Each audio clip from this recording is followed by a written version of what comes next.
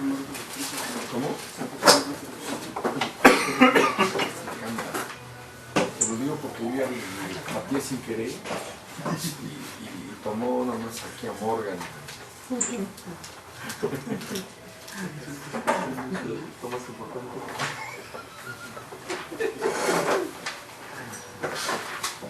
Procura con diligencia presentarte a Dios aprobado, como obrero que no tiene de qué avergonzarse, que usa bien la palabra de verdad. Noten la frase presentarte a Dios aprobado. En el capítulo 4, Pablo dice: te encarezco delante de Dios y del Señor Jesucristo. Para Pablo, Timoteo laboraba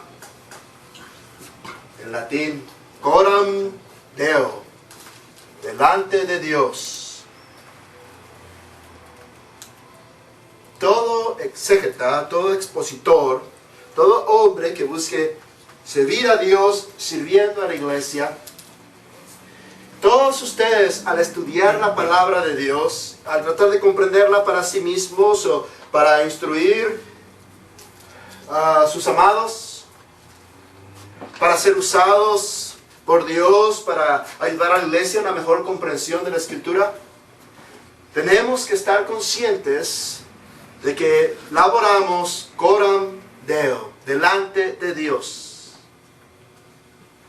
Se nos pone cara a cara delante de Dios. Esta frase, te encarezco delante de Dios y del Señor Jesucristo, era una frase técnica que implicaba poner a Timoteo bajo juramento. Un juramento el más sagrado. Dios y Jesucristo delante de Él.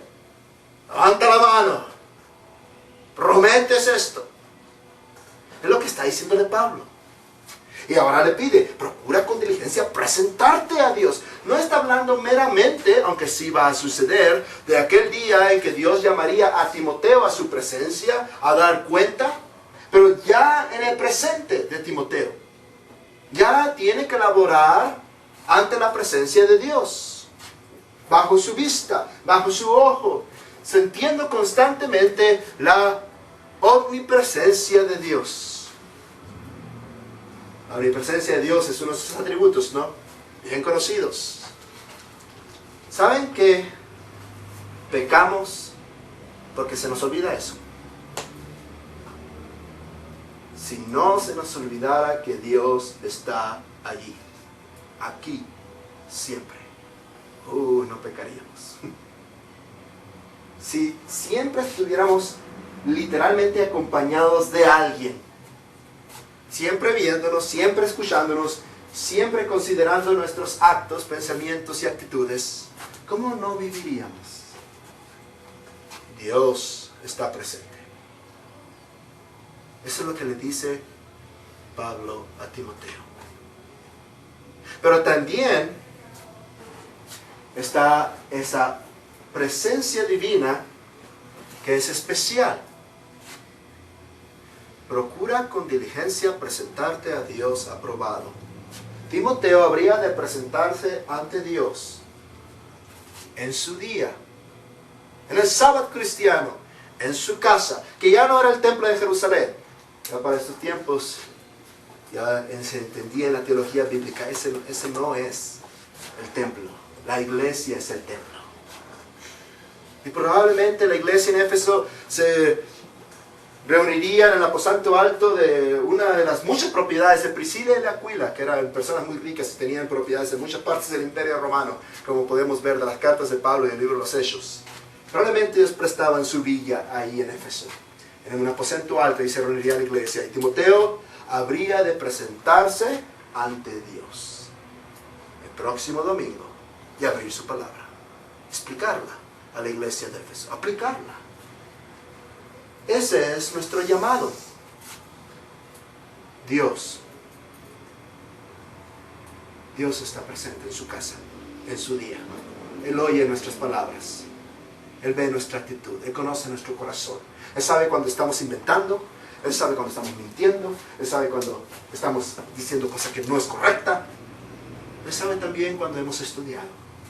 Él sabe también cuando estamos haciendo una correcta exégesis. Estamos poniendo todo esfuerzo. Estamos diciendo lo que Él dice. Lo estamos aplicando con amor a nuestros oyentes. Él sabe eso. Él bien puede decir, bien, buen siervo fiel. Procura con diligencia presentarte ante Dios.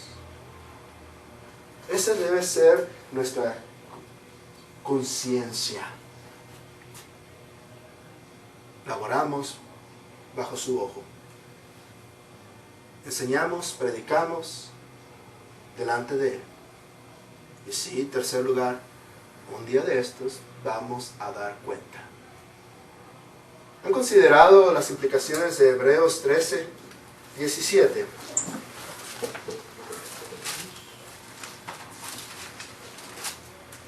Me gusta este versículo, no porque dice que debo ser obedecido por mi rebaño. Obedezcan a sus pastores y sujétense a ellos. ¿Saben por qué me gusta este versículo? Por lo que dice. Después de eso. Porque ellos velan por sus almas como quienes han de dar cuenta. Esa frase no la tengo grabada en oro, en mi escritorio o en el púlpito. Más bien la llevo grabada en la conciencia.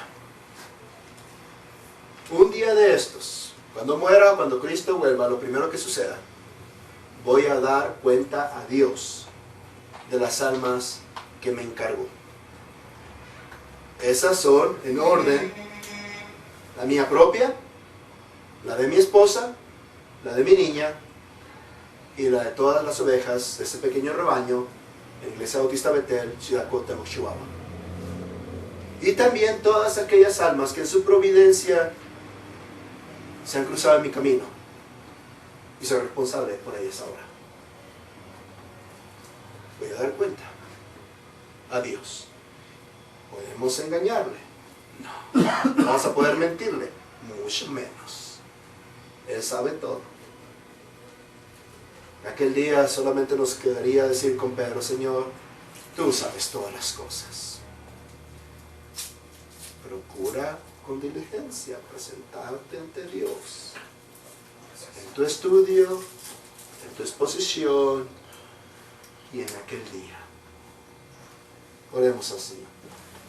Padre Celestial, rogamos que esta verdad sea grabada en nuestra conciencia, aún en estos instantes, conociendo tu presencia en este lugar, en este cuarto, con estos hombres, escuchando nuestras palabras, conociendo nuestros pensamientos, examinando nuestros corazones. Perdónanos, Señor, te lo rogamos. Compadécete de nosotros, acuérdate que somos polvo. Concédenos una mente hábil, rápida, inteligente. Concédenos un corazón inclinado hacia ti. Concédenos los dones y habilidades para entender tu palabra. Te lo rogamos en Cristo. Amén. Amén. Brincándonos hasta la página 28, quiero leerles estas palabras en la frase, en el párrafo carácter de las citas.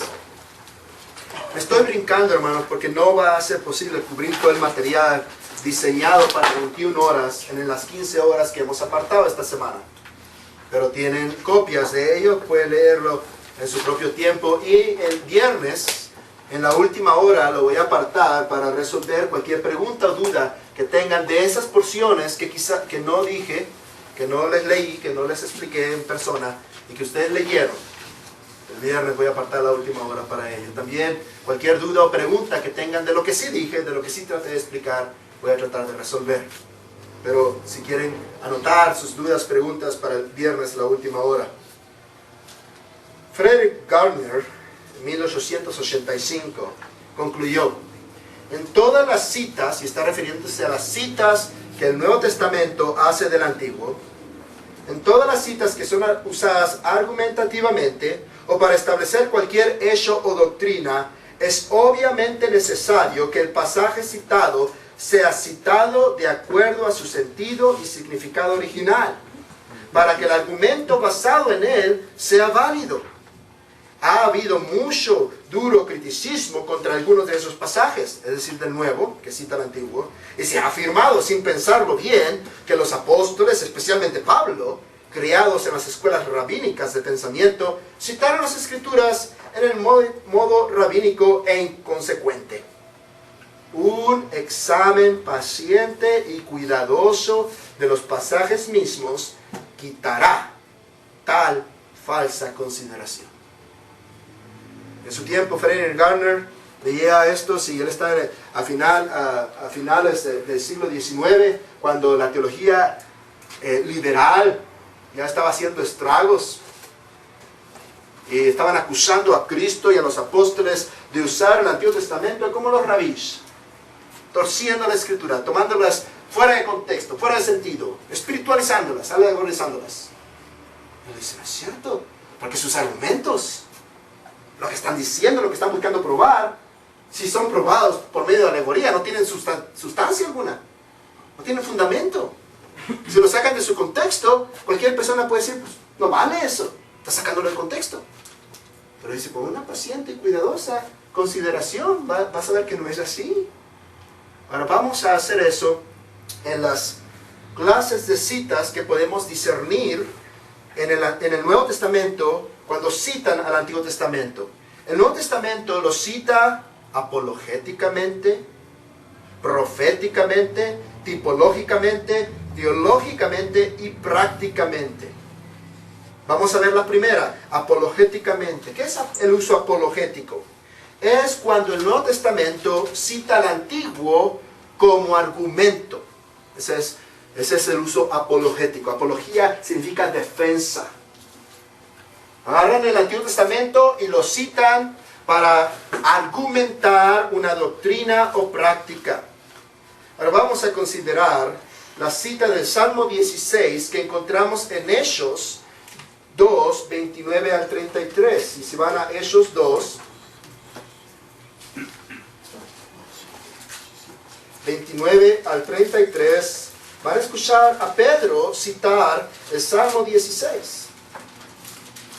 Hechos 2, 29 al 33. La cita está del versículo 25 al 28 y el argumento de Pedro está en versículos 29 al 33. Comenzando en el versículo 25, porque David dice de él, veía al Señor siempre delante de mí, porque está a mi diestra, no seré conmovido. Por lo cual mi corazón se alegró y se gozó mi lengua, y aún mi carne descansará en esperanza, porque no dejarás mi alma en el Hades, ni permitirás que tu santo vea corrupción.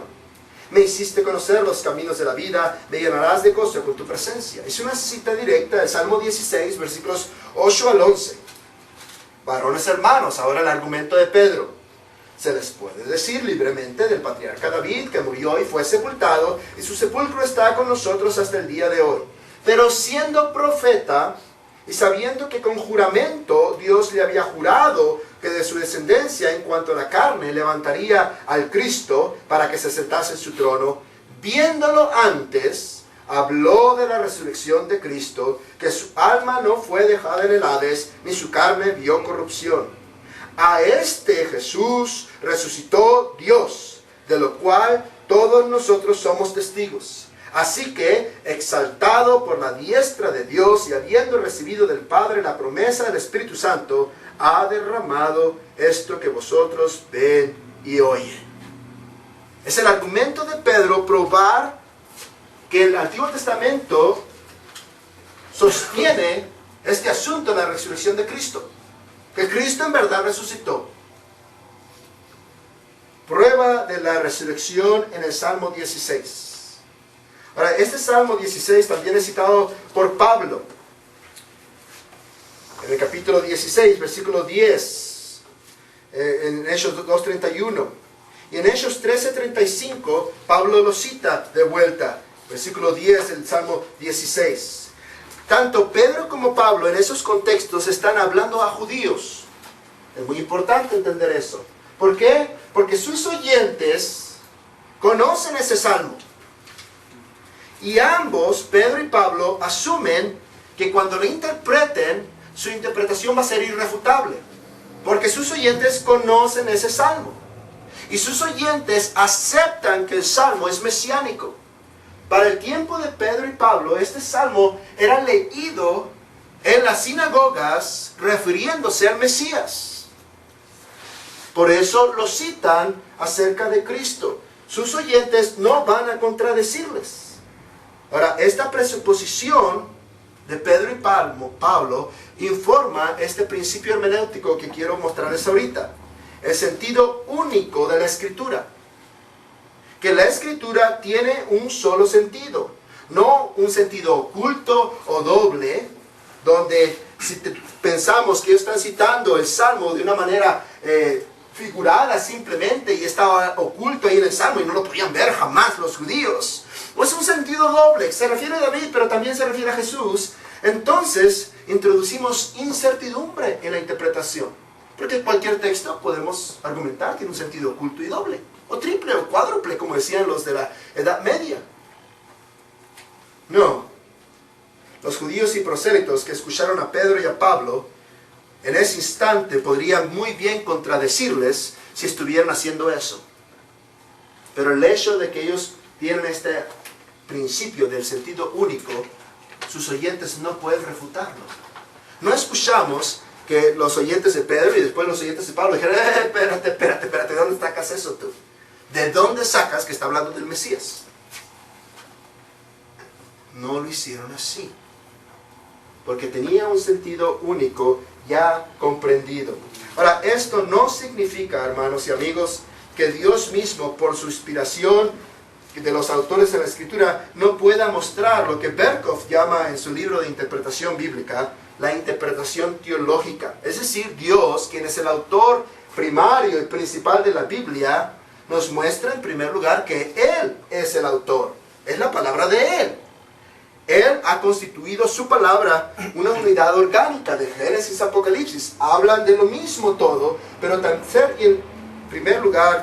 lugar, el Antiguo Testamento y el Nuevo están relacionados. Este es el antetipo, este es el tipo. Esta es la profecía, este es su cumplimiento. Es esa relación de semilla y flor, para usar la ilustración de San Agustín. También podemos ver que Pedro y Pablo infieren de las Escrituras. Infieren. Hacen una inferencia lógica y razonable. No una referencia pragmática, sino lógica y razonable. Eso nos enseña mucho. Si se dan cuenta, una buena exposición de la palabra no solamente es repetir como perico lo que la Biblia dice, pero darle el sentido. ¿Se acuerdan de Esdras? Ponerle el sentido. Esto implica esto. Jesucristo lo hace no pocas veces con los fariseos. Cuando los fariseos le preguntan sobre el divorcio, no han leído, no conocen que el que los hizo desde el principio, varón y hembra los hizo. Y los dos se unirán y serán una sola carne. El divorcio, dice, no era mandado por Moisés, era permitido a causa de vuestro pecado, la dureza de vuestro corazón. Pero así no era desde el principio.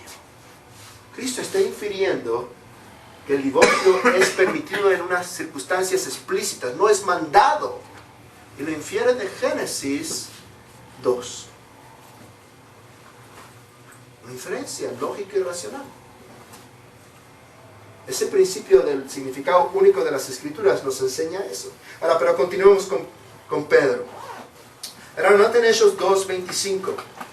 Noten cómo Pedro afirma que su argumento está basado en las palabras de David mismo. Porque David dice de él. Ahora, ¿quién es él? Ahí en la frase. Porque David dice de él. ¿Quién es él? Es Jesucristo. En el contexto es Jesucristo. Podemos decir, porque David dice de Jesús o de Jesucristo. Y aquí aprendemos otro principio hermenéutico. Los teólogos hablan del sentido evangélico. Evangélico es griego por de promesa. Me gusta más la otra manera. el sentido cristocéntrico. ¿Recuerdan a Cristo en el camino de Emaús con estos dos bienaventurados discípulos que tuvieron este tremendo privilegio de que en ese camino Jesucristo les mostrara lo que Moisés, lo que los salmos y los profetas dicen de él? Les trajo a través de una teología bíblica del Antiguo Testamento, mostrándole que hablaban todos del Mesías, de Génesis a Crónicas, o en nuestro orden de libros a Malaquías. El sentido evangélico, de promesa, es decir, el sentido cristocéntrico. Si entendemos que la unidad orgánica de la Escritura es Cristo, de Génesis a Apocalipsis, que la progresión de revelación se debe a la progresión de redención. La redención está siendo explicada paso a paso. Génesis 3:15 es la promesa. Pero luego los altares, los sacrificios, las instrucciones mosaicas, todo ello van iluminando más. La promesa de David, las promesas de los profetas, de los últimos días. La promesa final: enviaré mi mensajero delante de tu faz. Él preparará el camino delante de él. Y el ángel del pacto que ustedes esperan vendrá súbitamente a su templo. Y luego Mateo, el libro de la genealogía de Jesucristo, hijo de Abraham, la promesa de Abraham, hijo de David, la promesa de David. Y ahí empieza. Es cristocéntrico. Ahora, hay que hacer un breve paréntesis. Una paradoja aquí. Debemos encontrar a Cristo en el Antiguo Testamento. Cristo no está en todo versículo del Antiguo Testamento. Yo sé que algunos, por hacer el énfasis de que debemos encontrar a Cristo en el Antiguo Testamento, dicen que Cristo está en todo versículo del Antiguo Testamento. Pero no es cierto, no es posible. Algunos versículos no se refieren de él. Algunos versículos son simples datos históricos de alguna ocasión. Pero sí podemos encontrar a Cristo en el Antiguo Testamento, en todos los libros del Antiguo Testamento. La historia de Ruth, que ahorita cité, es bien suave, ¿no? Bien romántica, bien. Un día de estos alguien tiene que hacer una buena película del libro de Ruth. Pero ¿cómo termina el libro de Ruth? Esta genealogía de David. Y Ruth está citada en Mateo 1, como en la genealogía legal de Jesús. Ahí está. Boaz recibió de Ruth. Era una moabita. Cristo está en Ruth. Ahí está. Podemos encontrar a Cristo en el Antiguo Testamento, en todo el Antiguo Testamento. No caigamos en el error de querer hacer que esté en cada versículo y torcer el versículo de alguna manera que encontrará ahí a Cristo. No. No significa eso. La progresión redentiva significa que a través del Antiguo Testamento vamos a ir viendo a Cristo más y más y más y más. Abraham sabía que iba a ser su hijo. Isaac sabía que iba a ser su hijo. Jacob sabía que iba a ser su hijo. E inclusive sabía que iba a ser hijo de Judá. Pero no sabía que iba a ser hijo de David. No sabía. Pero David sabía que iba a ser su hijo. Sí sabía. Hay una revelación progresiva, redentiva. Eso es lo que Pedro hace cuando dice, porque David dice de él. Su punto cristocéntrico. Ahora consideremos el Salmo 16. Si abren su Biblia al Salmo 16, vamos a ver que el Salmo nos dice, y por cierto, algunas Biblias, la mía, tiene un título en negrita. Ese título en negrita fue puesto por algún editor, no sé quién, no sé cuándo. Por ejemplo, el mío dice, una herencia escogida. Luego hay un título más pequeño. El título en negrita no es inspirado. Un editor lo puso ahí. Y a veces varía dependiendo de las ediciones de la Biblia. El título real, que de hecho en la Biblia hebrea es el primer versículo, es Mitam de David. Su autor es David, claramente. Pedro lo ha dicho en Hechos 2:25. Ahora, lo que sea que Mictán signifique, ¿saben por qué dice Mictán? Porque nadie sabe qué significa Mictán. Por eso, es una palabra hebrea. Y ahí está, nomás la transliteración. Nadie sabe qué significa Mictán hasta nuestros días. Hay ciertas especulaciones qué significa, pero nadie sabe a ciencia cierta y por eso no se traduce. En segundo lugar, el contexto histórico también es desconocido.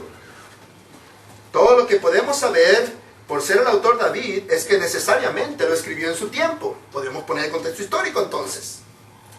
El contenido del Salmo es confianza en Dios, confianza en el carácter divino, aborrecimiento de los idólatras, contentamiento en la providencia divina y firme esperanza en la fidelidad divina. Ahora, Pedro ha dicho, porque David dice de él. Y nota, confianza en Dios, confianza en el carácter divino, aborrecimiento de los idólatras, contentamiento en la providencia divina, firme esperanza en la fidelidad divina. Se puede decir del Mesías también. Él hace eso. Noten, en cuarto lugar, que esta confianza en Dios es establecida porque hay una relación entre el salmista y Dios mismo. Guárdame, oh Dios, porque en ti he confiado, dice. El sentido literal es mejor dado por la Biblia de las Américas. Pues en ti me refugio. En ti me refugio, el versículo 1 en nuestra edición. Guárdame, oh Dios, porque en ti me refugio. Esta confianza es expresada en el versículo 5 al llamar a Jehová mismo la porción de mi herencia y de mi copa. En los versículos 9 y 10 está la conclusión de esa confianza. Se alegró por tanto mi corazón y se gozó mi alma. Mi carne también reposará confiadamente, porque no dejarás mi alma en el Seol, ni permitirás que tu santo vea corrupción. Ahora, el asunto clave de la interpretación del Salmo 16 y el argumento de Pedro y de Pablo después en el libro de los Hechos es definir quién es tu santo, del versículo 10. En hebreo, el Hasid.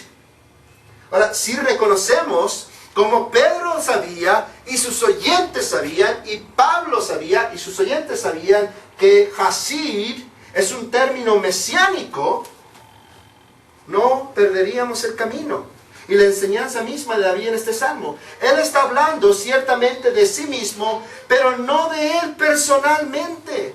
Él como tipo del Hasid. Ya en el versículo 10, David ya no está hablando de sí mismo en su persona. Está hablando de sí mismo como tipo del Hasid de Jehová, del santo de Dios. Y Pedro y Pablo y sus oyentes judíos en las sinagogas entendían eso. El Hasid es el Mesías. Por eso este salmo era leído, interpretado por los rabís como mesiánico. Si le preguntamos a un judío hoy en día, ¿a quién espera? Y ellos te responden, al Hasid. El Hasid. El Mesías. Es la misma persona. Es santo. Pedro y Pablo lo están interpretando así. Ahora consideremos brevemente lo que dice Pedro y luego Pablo de este salmo. En Hechos 13:35 está lo que dice Pablo, si van de vuelta a Hechos 13:35. Y noten cómo él conecta este Salmo 16 con Isaías 55:3.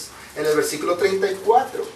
En el versículo 34, y en cuanto a que le levantó de los muertos, el argumento es el mismo, la resurrección, para nunca más a volver corrupción, lo dijo así: le daré las misericordias fieles de David. Isaías 55:3.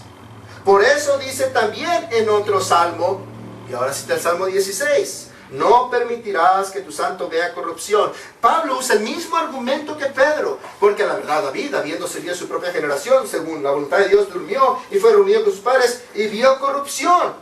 Mas aquel a que Dios levantó no vio corrupción. Al Hasid, al santo. Pedro y Pablo confirman su exégesis. Pedro afirma que David proféticamente previó la resurrección del Mesías. Noten Hechos 2, 25 al 31. Particularmente el versículo 30. Pero siendo profeta. Ese es el carácter de David que Pedro está enfatizando. David proféticamente previó la resurrección del Mesías. Y afirma que ese es el sentido de las palabras de David. David no estaba hablando de sí mismo, está hablando de sí tipológicamente. Está hablando del Hasid, del Mesías, del Santo. Pedro y Pablo, en segundo lugar, citan correctamente el Salmo. Sus citas son del hebreo y del griego de la Septuaginta. Ellos no están torciendo su Biblia. ¿Se imaginan los oyentes en las sinagogas? Si Pedro y Pablo estuvieran torciendo su Biblia, usando una versión incorrecta. ¿Saben qué? Sacan estos locos de aquí. No saben ni qué están leyendo. No aceptamos tu argumento. Es como si tratáramos de poner un argumento con el libro del Mormón. No.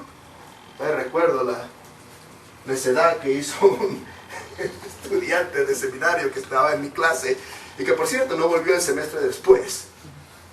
Se le ocurrió darnos, todos los estudiantes teníamos que dar un mensaje en la capilla del seminario, y nuestros oyentes iban a ser los otros estudiantes y los profesores del seminario.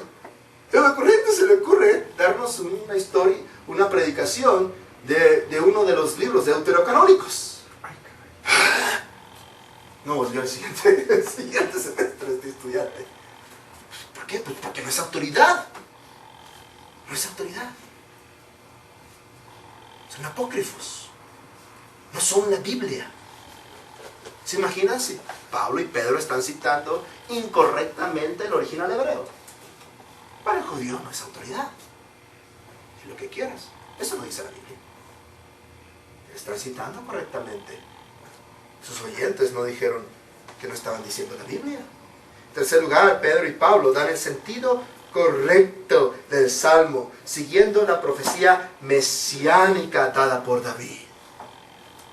Ahora aquí nosotros tendríamos que hacer un estudio del Hasid. Pedro y Pablo no lo hacen porque lo pueden asumir. Sus oyentes son judíos, es una sinagoga, por siglos han estado esperando al Hasid. Nosotros aquí en México, si no estudiamos el contexto histórico, si no entendemos y hacemos una exégesis aún del hebreo del Salmo 16 y vemos que Hasid es un término técnico del Mesías, pues nos pasa por arriba, ¿no? Gracias a Dios que muchas Biblias ponen santo con S mayúscula y ahí ya nos dan una clave. Esta palabra es importante. ¿Por qué está con S mayúscula? ¿Quién es el santo de Jehová? Y buscas en los comentarios, buscas en los léxicos especializados del hebreo y te dicen, Hasid es el Mesías, es un término técnico del Mesías, y ya te abre la mente a esto. Pero Pedro y Pablo no tenían que hacer eso. Eran judíos sus oyentes, instruidos en la sinagoga, tenían siglos esperando al Hasid. La cita preservada, además, en cuarto lugar, en griego por Lucas, es gramáticamente correcta al hebreo del Salmo 16, contra la crítica de algunos comentaristas liberales. Ahora, hay muchos comentarios, hermanos. Déjenme hacer un paréntesis de aplicación práctica. No compren cualquier comentario.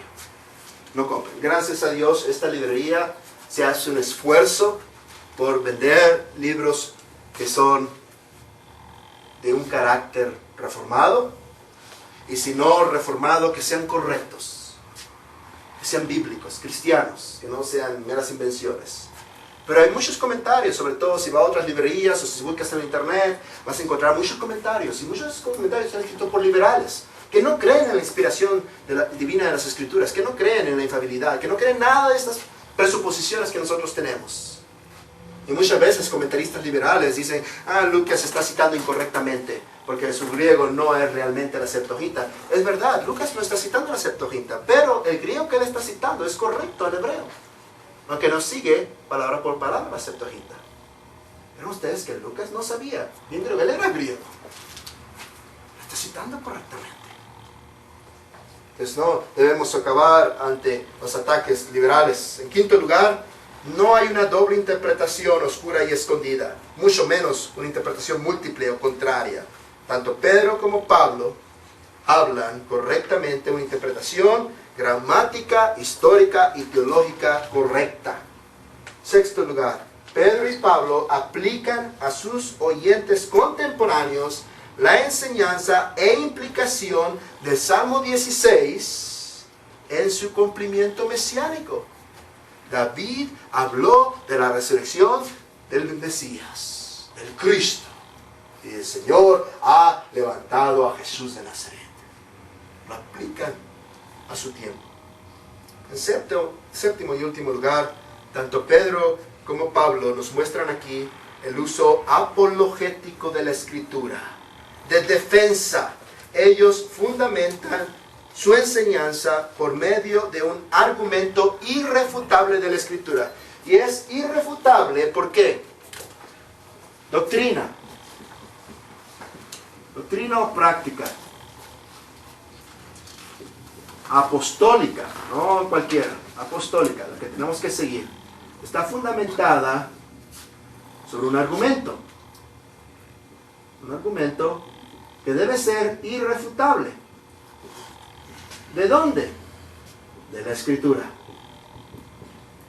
¿Cómo? Por medio de una interpretación que tome en cuenta el contexto histórico, textual y teológico de esa Escritura. Esto es lo que hizo Pedro y Pablo. Esto. Sus oyentes no eran los ignorantes, no eran gentiles, eran judíos. Estaban en la sinagoga, ahí estaban rabís, ahí estaban escribas, ahí estaban personas que sabían las Escrituras, que estaban responsabilizados de las Escrituras. Si ellos hubieran malinterpretado al Hasid, no tiene ninguna importancia. Están mintiendo. Ellos hacen esto. Su argumento basado en la Escritura, su argumento es irrefutable. La única manera de obtener esto, hermanos, es si hacemos esto. Una interpretación en contexto histórico, textual y teológico. Cada vez que simplemente citamos la Biblia y no hacemos eso, estamos no solamente mintiendo sobre lo que Dios dice, pero muchas veces basando nuestra doctrina y práctica en nuestras propias ideas, en nuestros propios gustos, en nuestras propias opiniones. ¿Y qué estamos haciendo? Estamos volviendo a la época de los fariseos. Estamos negando la palabra de Dios por medio de nuestras tradiciones. Pablo y Pedro nos enseñan esto. Esta debe ser nuestra doctrina y práctica. Toda nuestra doctrina y práctica. Toda nuestra doctrina y práctica. Y debemos basarla en esto. Ahora, toma trabajo hacer eso. Toma tiempo hacer eso. Lucas nos dio un resumen. No es todo lo que Pedro y Pablo dijeron. Si alguien puede decir, bueno, qué chiste, no, Pedro y Pablo estaban inspirados. Es verdad, estaban inspirados. Pero Pedro y Pablo habían estudiado. ¿Recuerdan la conclusión del Sanedrín cuando oyen a Pedro y Juan? Les reconocieron que habían estado con Jesús. Eran hombres del vulgo, sin estudios. Es decir, no sin estudios, porque habían ido a la sinagoga. Todos los niños judíos tenían que ir a la sinagoga a aprender a leer y escribir. Tenían que leer el Pentateuco. Pero no habían estado en las escuelas rabínicas. Pero les reconocieron que habían estado en el seminario de 3 años, mejor de todos los tiempos. Jesús de Nazaret, enseñándoles por 3 años. A veces que oigo yo a pastores decir, es que no significa que eran unos ignorantes y no sabían nada. ¿Qué? Sabían más que cualquier teólogo en toda la tierra. Habían estado con Jesús 3 años. ¿Qué más quieres? Pablo, por otro lado, a lo mejor no anduvo en la carne con Jesús, pero él sí se sentó a los pies de Gamaliel. Él sí tenía estudios. Cuando él dice que sus palabras no eran con sabiduría ni nada de eso, no quiere decir que no pudiera hacerlo. Cuando él dice que sí, su presencia es débil y su oratoria es casi nada, no quiere decir que no fuera un campeón de oratoria. Él lo podía hacer si quería, pero no era para que la fe estuviera basada en oratoria, aunque podía hacerlo. Así que no era un ignorante, ni Pedro ni Pablo. Ellos habían estudiado, habían considerado, sabían del Hasid. Hicieron esto. Nosotros tenemos que hacer esto. Hermanos, hay también una instrucción y una predicación terriblemente mala entre nuestras iglesias en estos tiempos. Y es simplemente citar. Decir nuestras ideas y nuestras moralejas, y como dice Pedro en 1 Pedro 3, y leerlo. Y como encontramos en la concordancia que está la palabra ahí que queremos usar, ahí nomás la leemos y ahí está, ya la probé, ahí está. No. Tenemos que empezar con la escritura. Con la escritura. Leer, traducir, interpretar. No al revés. No en reversa. Pedro, ¿qué dice? Como David dijo de él. Vamos a llegar hasta ahí. ¿Alguna pregunta, hermanos? ¿Algún comentario? ¿Algo que desean añadir? Vamos a quedarnos ahí. Después, Dios mediante, mañana vamos a ir al uso profético de Malaquías 4, 4 a 5. Si Juan el Bautista fue el Elías por venir. Vamos a ver eso mañana. Vamos a ver los 5 usos que el Nuevo Testamento hace del Antiguo. ¿Por qué? Porque es lo que tenemos que hacer también nosotros, de toda la Biblia. ¿Cómo defendemos nuestra doctrina y práctica? Porque está en nuestra confesión. Porque siempre lo hemos hecho eso. Porque el pastor dijo. Todavía recuerdo el primer domingo que llegué a Cuauhtémoc. Me encargaron este pequeño rebaño de 7 ovejitas. Y no se esperaban esta pregunta. ¿Por qué cantan? ¿Por qué cantan ustedes? No se animaban a responder. Hasta que uno se animó. Pues porque el misionero así nos dijo. Mala respuesta. No sirve. La respuesta correcta es porque Dios manda que cantemos. Nuestra doctrina y nuestra práctica no debe estar basada ni en la confesión ni en la tradición, sino en la palabra de Dios. La confesión es buena cuando hace un resumen de la palabra de Dios. La tradición es correcta cuando es tradición apostólica. Nuestra doctrina, nuestra práctica, basada en la palabra de Dios. Todo. Cuando queremos que la iglesia crea algo, tenemos que demostrárselo de la Biblia. Cuando queremos que la iglesia haga algo, tenemos que demostrárselo de la Biblia.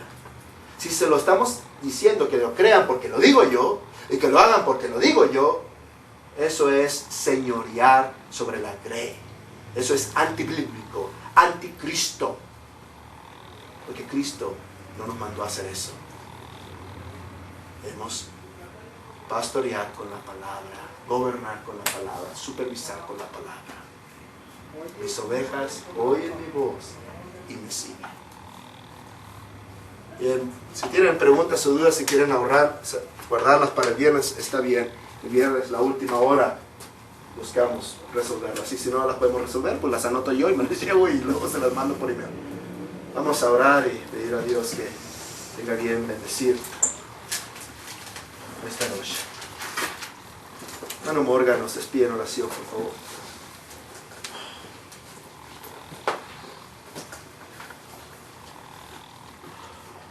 Nuestro Dios y Padre, te damos muchas gracias por este momento de enseñanza. Señor, podemos ver qué tan bajos somos y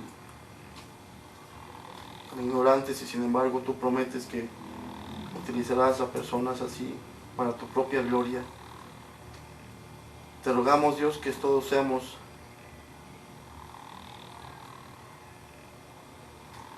deseosos de estudiar tu palabra con fervor, y que todos seamos deseosos de conocerte y obedecerte y entender lo que tú has dejado escrito y vivir para adorarte y glorificarte. Dios bueno, te damos gracias porque tú nos dejaste tu palabra. Te damos gracias por estos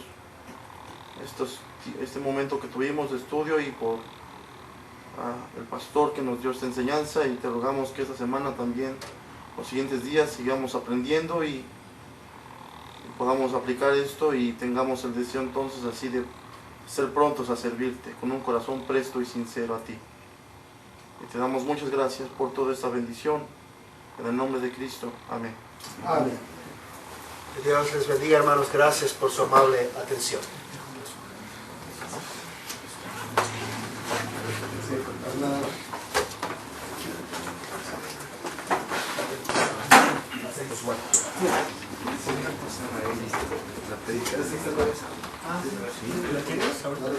No, te la mando por correo.